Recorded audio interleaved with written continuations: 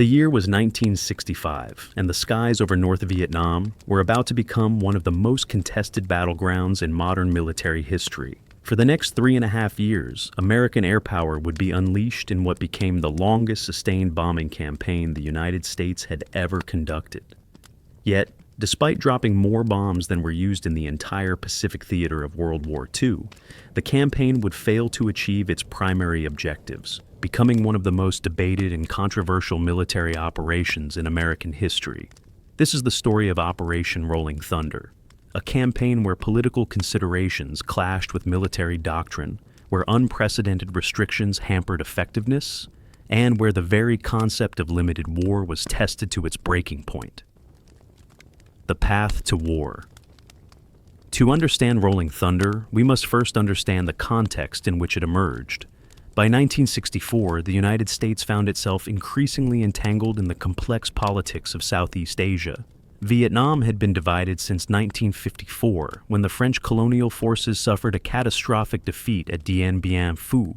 The Geneva Accords that followed temporarily partitioned the country at the 17th parallel, with communist forces under Ho Chi Minh controlling the north and a non-communist government ruling the south.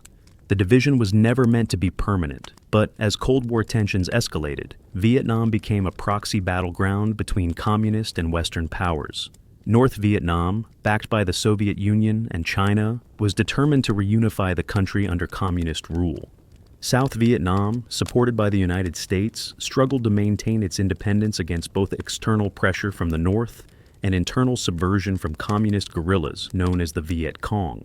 By 1964, the situation in South Vietnam had deteriorated alarmingly. The government in Saigon was plagued by instability and corruption. That year alone saw 7 different governments, with 3 changes occurring in rapid succession between mid-August and early September. The South Vietnamese military was losing ground to both the Viet Cong insurgency and increasingly brazen incursions by North Vietnamese regular forces. American policymakers watched with growing concern as the country they had committed to defending appeared to be slipping away. President Lyndon B. Johnson faced an impossible dilemma. He had inherited the Vietnam commitment from his predecessors, Kennedy and Eisenhower, and was determined not to be the president who lost Southeast Asia to communism. Yet he also faced domestic political constraints. The American public had little appetite for another major land war in Asia, barely a decade after Korea. Johnson needed a middle path, a way to demonstrate American resolve and support for South Vietnam without committing to a full-scale ground war. The catalyst came in August 1964 in the Gulf of Tonkin. On August 2nd, North Vietnamese patrol boats allegedly attacked the U.S. destroyer Maddox in international waters. 2 days later, both the Maddox and another destroyer, the Turner Joy, reported being under attack again, though this second incident remains shrouded in controversy and doubt. Johnson seized upon these events to request expanded authority from Congress. On August 7, 1964, Congress passed the Gulf of Tonkin Resolution with only 2 dissenting votes. This resolution gave Johnson virtually unlimited power to take military action in Southeast Asia without a formal declaration of war. It would become the legal foundation for America's escalating involvement in Vietnam, though its passage was based on intelligence that was, at best, incomplete and, at worst, deliberately misleading. Initially, Johnson moved cautiously. Retaliatory strikes were launched, but they were limited and sporadic. Throughout the fall and winter of 1964, American military advisors continued to flow into South Vietnam, but major combat operations remained on hold. Then, on February 7, 1965, Viet Cong forces attacked the American air base at Pleiku in the Central Highlands, killing 8 Americans and destroying several aircraft. A few days later, they struck again at Quy Nhon, killing 23 American servicemen. These attacks provided Johnson with the justification he needed. On March 2, 1965, Operation Rolling Thunder officially began. What was initially conceived as an 8-week campaign to boost South Vietnamese morale and pressure Hanoi to negotiate would instead continue for 44 months, transforming the nature of American involvement in Vietnam and ultimately failing to achieve its objectives. The strategy of graduated pressure.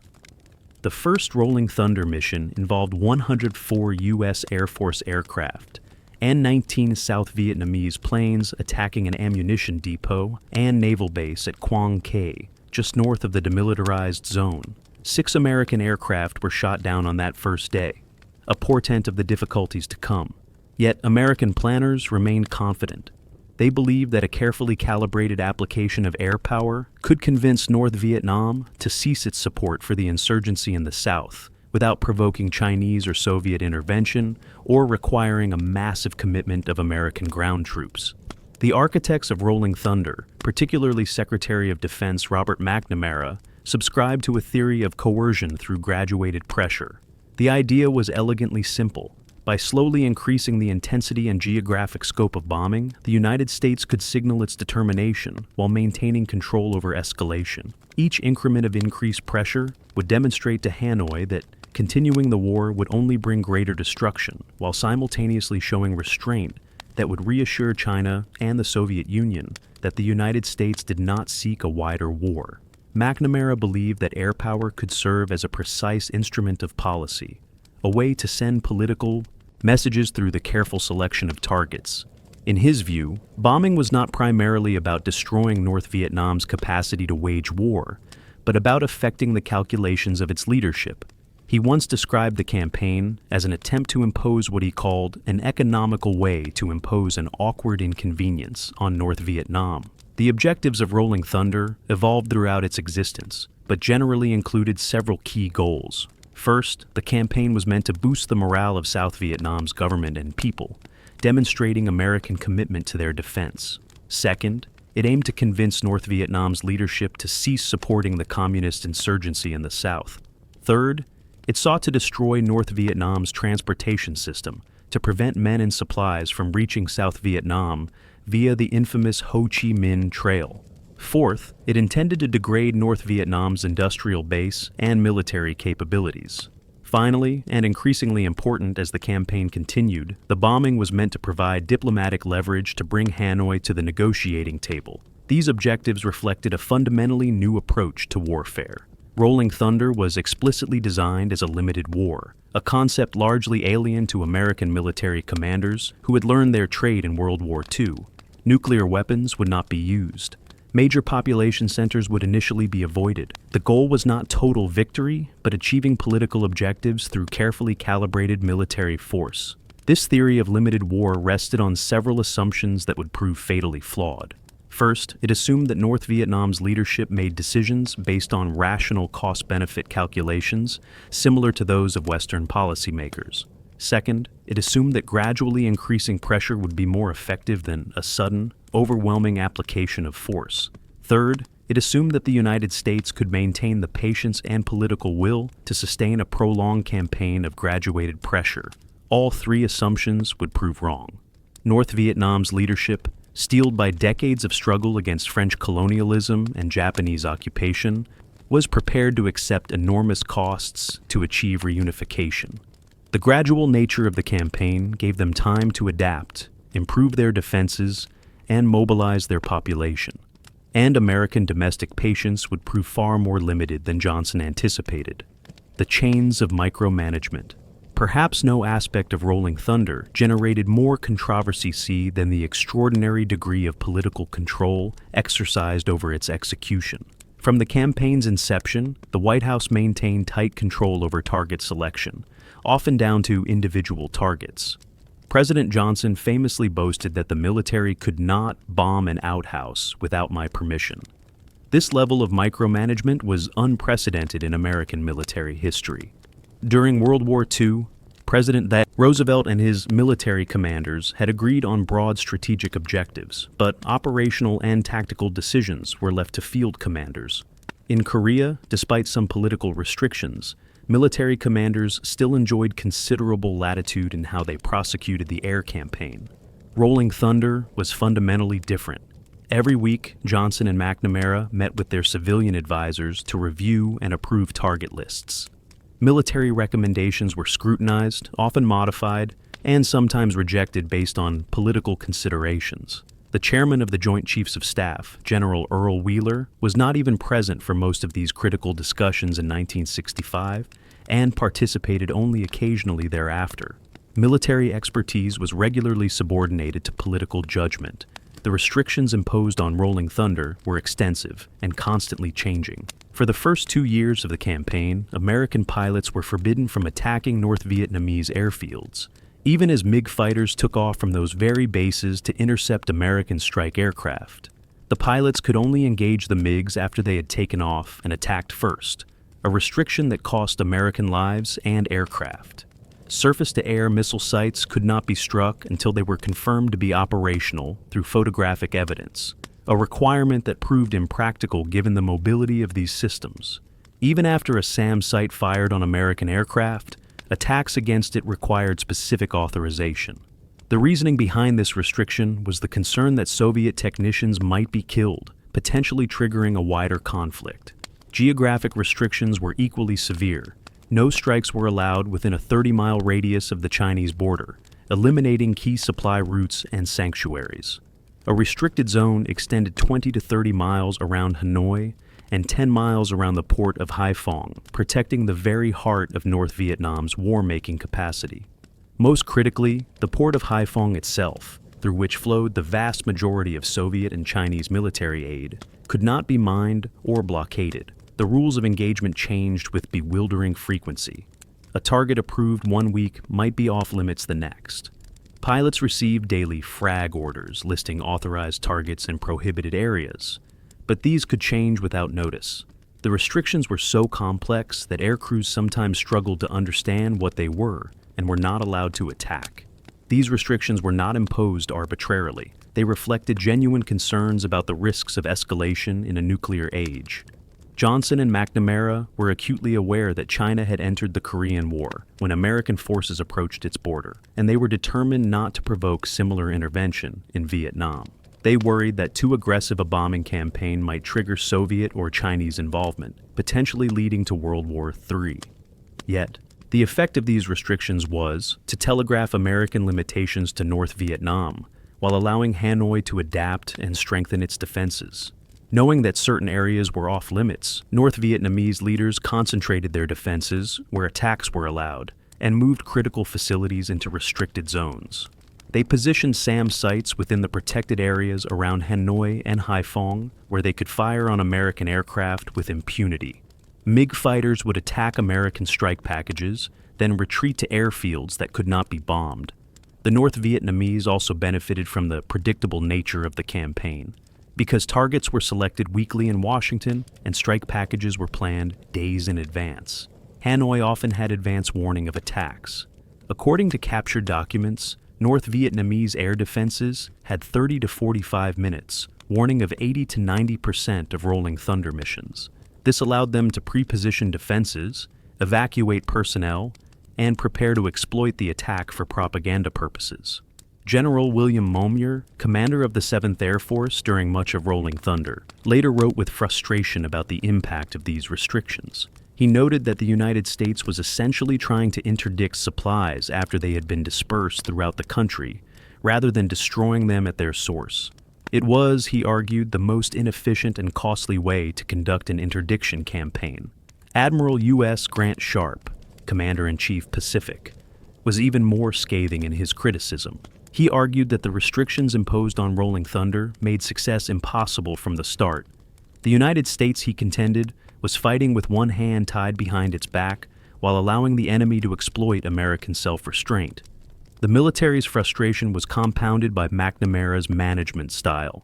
The Secretary of Defense prided himself on his analytical approach, relying heavily on statistical metrics and systems analysis. He demanded detailed reports on sorties flown, bombs dropped, and estimated damage inflicted. Yet many of these metrics measured activity rather than effectiveness. The number of sorties flown said nothing about whether those sorties achieved meaningful strategic results. This focus on quantifiable metrics led to what some critics called the body count mentality, a fixation on measurable outputs that often bore little relation to actual progress towards strategic objectives. McNamara would later admit that by 1967, he and other civilian leaders had concluded that Rolling Thunder was not working, but by then, the campaign had taken on a momentum of its own, and political considerations made it difficult to change course. The North Vietnamese response. While American policymakers debated targeting restrictions and graduated pressure, North Vietnam was building one of the most formidable air defense systems in the world. At the start of Rolling Thunder, in March 1965, North Vietnam's air defenses were minimal. They possessed about 36 MiG-17 fighters, a handful of anti-aircraft guns, and no surface-to-air missiles. American planners expected to achieve air superiority quickly. They had not reckoned with the scale of Soviet and Chinese assistance that would flow to Hanoi. Beginning in 1965, the Soviet Union provided North Vietnam with massive military aid, eventually totaling over $1 billion worth of equipment. This included hundreds of MiG fighters, thousands of anti-aircraft guns, SA-2 surface-to-air missiles, and their associated radar systems, and extensive training for Vietnamese crews. By 1968, North Vietnam possessed approximately 180 MiG fighters and 72 qualified pilots. More significantly, they had deployed over 5,000 anti-aircraft artillery pieces and approximately 1,158 SAM sites. The density of air defenses around Hanoi and Haiphong exceeded that of any other location in the world, including Moscow. The North Vietnamese developed sophisticated tactics to maximize the effectiveness of their air defenses. They created an integrated air defense system that used radars to track incoming strikes, directing MiG fighters and SAMs to attack bombers, while anti-aircraft guns engaged aircraft at lower altitudes. This layered defense forced American pilots into an agonizing series of choices.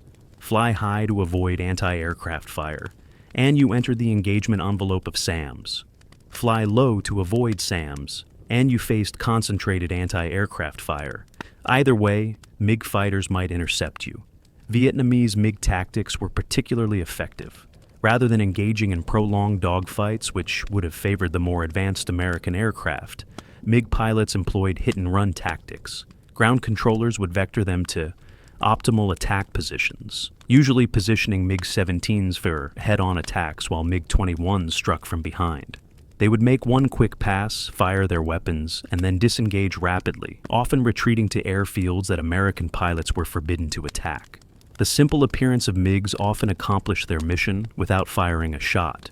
When American pilots spotted enemy fighters, standard procedure required them to jettison their bombs to maximize maneuverability for air combat. Thus, even if no actual engagement occurred, the MiGs had succeeded in preventing bombs from reaching their targets. The North Vietnamese also became masters at exploiting American restrictions. They positioned military targets in or near population centers, knowing that American rules of engagement limited attacks in these areas. They parked military convoys in residential neighborhoods. They dispersed petroleum storage throughout villages. They placed SAM and anti-aircraft positions in populated areas, using civilians as human shields. Perhaps most significantly, North Vietnam demonstrated a willingness to absorb punishment that shocked American planners.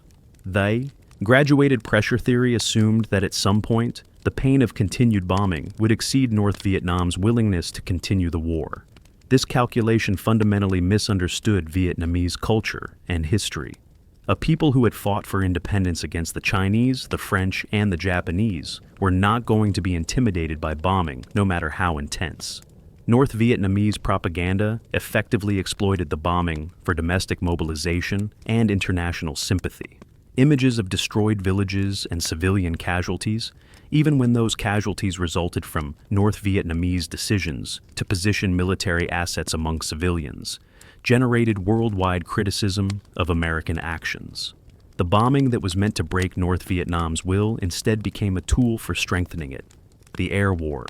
For the American airmen who flew Rolling Thunder missions, the campaign was a daily test of skill and courage against an increasingly lethal defense system. The workhorse of the Air Force's effort was the F-105 Thunder Chief, known universally as the Thud. Originally designed as a nuclear strike aircraft, the F-105 found itself pressed into service as a conventional bomber, flying more Rolling Thunder sorties than any other aircraft type. The Thud was fast and could carry a heavy bomb load, but it was not particularly maneuverable and was vulnerable to both anti-aircraft fire and missiles. Its design philosophy, optimized for delivering a single nuclear weapon at high speed and low altitude, made it less than ideal for the conventional bombing campaign in which it found itself engaged. Of the 833 F-105s produced, 334 would be lost in combat during the Vietnam War, an astonishing 40% attrition rate. Navy aircraft flew from carriers stationed in the Gulf of Tonkin at what became known as Yankee Station. The F-4 Phantom II, flown by both the Air Force and Navy, became the primary American fighter aircraft. The A-4 Skyhawk and A-6 Intruder conducted attack missions from carriers. These naval aviators faced the same lethal defenses as their Air Force counterparts, though the shorter distances to coastal targets sometimes gave them marginally better survival odds. A typical Rolling Thunder mission was a complex and dangerous operation. Strike packages often included dozens of aircraft performing different roles. F-105s or A-6s would carry the bombs to the target. F-4 Phantoms provided fighter escort, tasked with protecting the strike aircraft from MiGs. Other F-4s equipped with electronic countermeasures jammed enemy radars.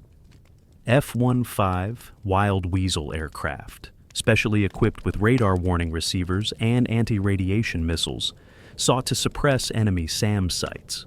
Supporting these missions were reconnaissance aircraft, photographing targets before and after strikes, aerial refueling tankers extending the range of fighters and bombers, and rescue helicopters positioned to recover downed pilots.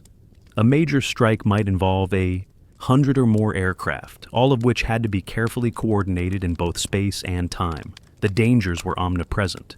Anti-aircraft fire accounted for approximately 68% of American aircraft losses during Rolling Thunder. The North Vietnamese positioned thousands of guns around likely targets and along known flight paths. Pilots described flying through curtains of flak, so thick it seemed impossible that anything could survive.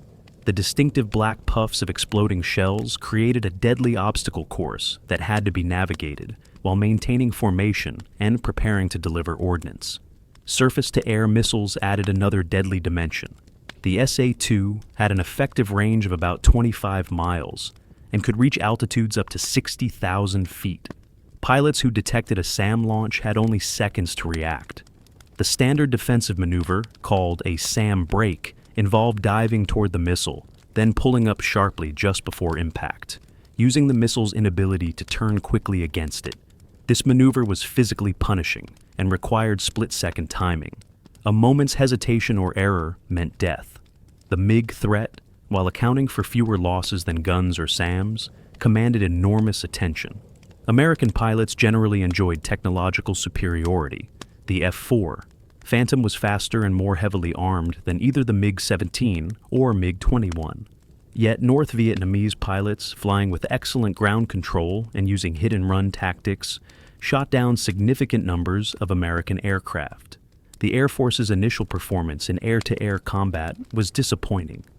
During Rolling Thunder, the Air Force's kill ratio against North Vietnamese fighters was approximately 2.1, far below expectations. The Navy performed somewhat better, and by 1970, after implementing the famous Top Gun training program, would achieve kill ratios exceeding 13.1. The difference highlighted how tactics and training, not just technology, determined air combat outcomes. Weather added yet another challenge. The monsoon season brought heavy rains and low clouds that obscured targets for much of the year. Most American aircraft lacked effective all-weather capability, forcing missions to be flown during daylight hours and clear weather. Conditions that maximize the effectiveness of North Vietnamese defenses. The predictability of attack times and routes, dictated by weather and aircraft limitations, partially offset American technological advantages. For air crews, the psychological strain was enormous. They flew 1 or 2 missions per day, knowing that each one might be their last. They watched friends and squadron mates get shot down. Those who were hit faced the terrifying prospect of ejecting over enemy territory. If they survived the ejection and landing, they might be captured and subjected to years of brutal treatment in North Vietnamese prison camps. The infamous Hanoi Hilton and other POW facilities would hold hundreds of American airmen, some for over 7 years. The Ho Chi Minh Trail. While Rolling Thunder focused on North Vietnam itself, a parallel campaign targeted the Ho Chi Minh Trail, the network of roads and paths through Laos and Cambodia that North Vietnam used to infiltrate men and supplies into South Vietnam. This logistical network would become one of the great engineering achievements of modern warfare and the site of some of the most intensive bombing in history. The Ho Chi Minh Trail was not a single road, but an elaborate system of trails, roads, and river routes extending over 12,000 miles through some of the world's most difficult terrain. It began in North Vietnam, crossed into Laos through mountain passes like Mujia and Bon Karai, ran south along the western slopes of the Annamite Mountains, and then branched east into South Vietnam at numerous points. Maintaining and defending the trail required enormous resources. North Vietnam assigned Group 559, named for its creation in May 1959, to develop and operate the trail system. At various times, Group 559 employed approximately 100,000 people, including engineers, drivers, porters, anti-aircraft gunners, and support personnel. The effort consumed a significant portion of North Vietnam's national resources. The trail itself evolved dramatically over time. In its early years, it consisted primarily of footpaths that could be traversed only by porters and pack animals. By the late 1960s, sections had been upgraded to handle truck traffic. By 1975, portions of the trail had become a two-lane highway with a parallel petroleum pipeline, a far cry from the primitive paths of 1959. American efforts to interdict the Ho Chi Minh Trail began alongside Rolling Thunder and would continue throughout the war. Operation Steel Tiger, launched in April 1965, targeted the trail network in the Laotian Panhandle. Later operations, including Commando Hunt, would intensify these efforts with increasingly sophisticated technology. The interdiction campaign employed every weapon in the American arsenal short of nuclear weapons. Fighter bombers struck suspected truck parks, supply depots, and road segments. B-52 bombers carpet-bombed suspected concentration areas. AC-130 gunships, equipped with night vision equipment and devastating firepower, hunted trucks moving under cover of darkness. Millions of sensors were airdropped along the trail to detect vehicle movement and guide strikes. The tonnage of ordnance dropped on the Ho Chi Minh Trail was staggering. In 1969 alone, 433,000 tons of bombs fell on Laos. Over the course of the war, 3 million tons would be dropped in attempts to interdict the trail, more than was dropped on Nazi Germany during all of World War II. Laos became the most heavily bombed country per capita in history, a distinction it holds to this day. Despite this massive effort, the trail remained operational throughout the war. The North Vietnamese proved remarkably adaptable. They built bypasses around bombed sections, repaired damaged roads within hours or days, and constantly expanded the trail network. They moved primarily at night and during the monsoon season, when American air operations were most difficult. They employed an army of workers who could repair bomb damage faster than American aircraft could inflict it. Estimates of the interdiction campaign's effectiveness vary widely. The 7th Air Force estimated that during the 1970-1971 dry season, North Vietnam sent approximately 60,000 tons of supplies down the trail, of which about 10,000 tons, roughly 16%, reached their destination. Some military leaders argued this represented an acceptable return on North Vietnam's investment and demonstrated the campaign's limited effectiveness. Others pointed out that even if 84% of supplies were destroyed, the 16% that got through was sufficient to sustain North Vietnamese and Viet Cong forces in the south. The debate over the trail's interdiction highlighted a fundamental challenge facing American air power. Destroying supplies in transit was inherently inefficient. It required finding and attacking individual trucks, convoys, and supply caches scattered over thousands of square miles of jungle-covered mountains. A more effective approach would have been to destroy the supplies at their source, in the port of Haiphong, where Soviet and Chinese aid arrived, or to destroy the North Vietnamese transportation system's key nodes in and around Hanoi. But political restrictions prevented such attacks for most of Rolling Thunder's duration. The campaign evolves. As Rolling Thunder continued through 1965 and 1966, its nature began to change. The initial focus on psychological pressure and signaling gave way to a more traditional interdiction campaign. With North Vietnam refusing to negotiate despite the bombing, American planners increasingly emphasized destroying its capacity to wage war, rather than just affecting its will to do so. The campaign proceeded through several distinct phases. The first phase, from March to July 1965, focused on targets south of the 20th parallel and emphasized psychological impact. The second phase, from July 1965 to January 1966, expanded the target set to include roads, bridges, and transportation infrastructure. The third phase, from January to October 1966, concentrated on petroleum, oil, and lubricant storage and distribution. The POL campaign of 1966 generated particular controversy. Military leaders argued that destroying North Vietnam's petroleum infrastructure would cripple its ability to move supplies and conduct operations. McNamara initially resisted authorizing these strikes, fearing they might cause significant civilian casualties and escalate international criticism.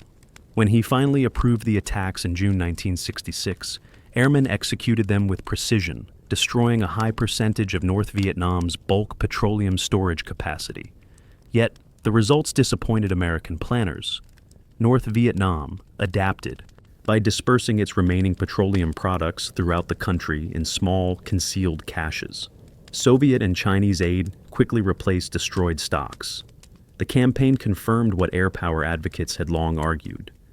Graduated pressure gave the enemy time to adapt, negating much of air power's effectiveness. The fourth phase, from October 1966 to May 1967, finally authorized strikes against some industrial targets and power plants, including some facilities in the previously restricted zones around Hanoi and Haiphong. For the first time, American aircraft struck targets in the capital itself. But even these expanded authorities came with continuing restrictions that limited their effectiveness. Throughout 1967, the bombing continued to intensify.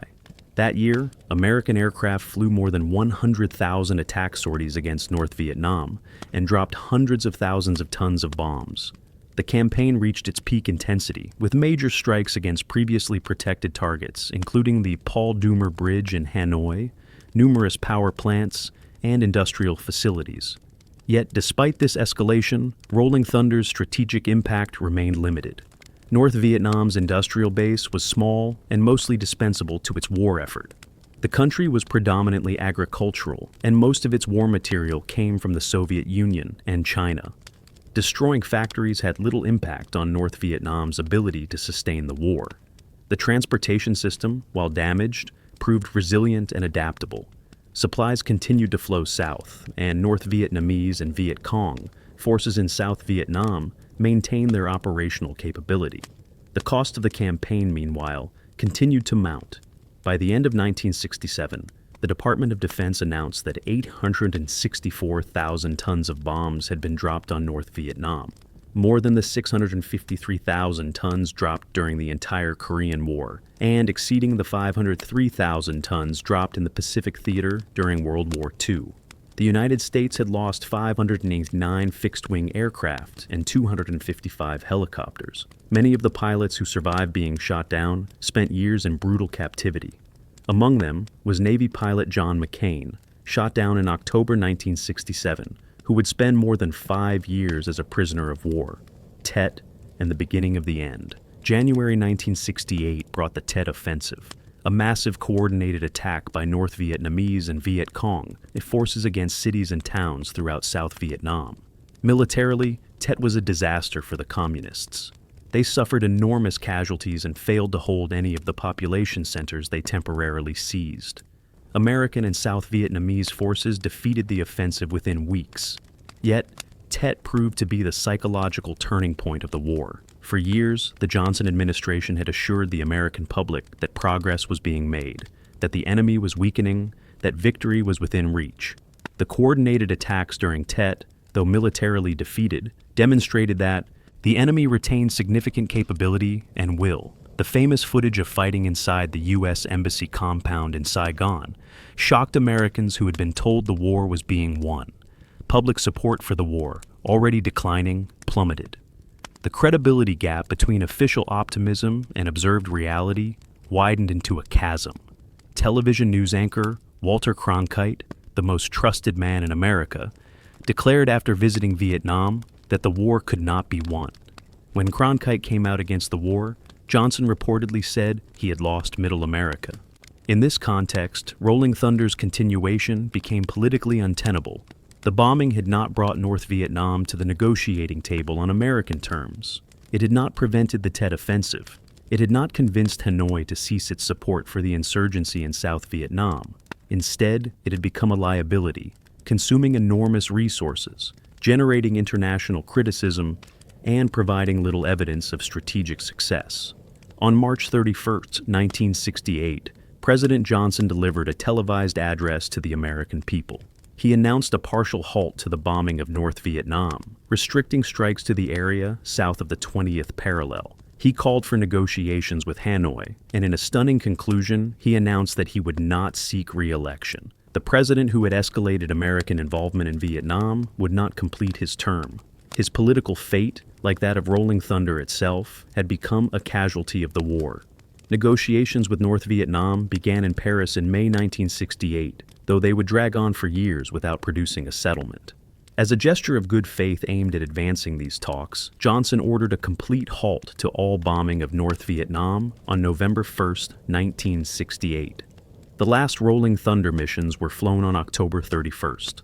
After 44 months, 306,000 sorties, and 864,000 tons of bombs, the campaign ended. The Reckoning. In the aftermath, assessment of Rolling Thunder's effectiveness varied widely depending on who was asked. The CIA estimated that the campaign had inflicted approximately $500 million in direct physical damage on North Vietnam. They calculated that by April 1967, about 52,000 North Vietnamese casualties had resulted from the bombing, including approximately 21,000 deaths. Approximately 75% of these casualties were military personnel or civilians involved in military or logistical operations. Yet these statistics, however precise they might appear, told only part of the story. The relevant question was not how much damage had been inflicted, but whether the bombing had achieved its strategic objectives. By that measure, Rolling Thunder had clearly failed. North Vietnam had not stopped supporting the insurgency in South Vietnam. If anything, its commitment had intensified. The flow of men and supplies down the Ho Chi Minh Trail had not been stanched. North Vietnamese and Viet Cong forces in South Vietnam had been able to launch and sustain the Tet Offensive despite years of bombing. Hanoi had not been bombed to the negotiating table. It came only when American domestic politics forced the bombing's halt. The cost had been substantial. The United States lost 922 aircraft to North Vietnamese defenses during Rolling Thunder, 818 fixed-wing aircraft, and 104 helicopters, according to some accounts. Hundreds of airmen had been killed. Hundreds more had been captured and subjected to years of imprisonment and torture. The financial cost ran into billions of dollars.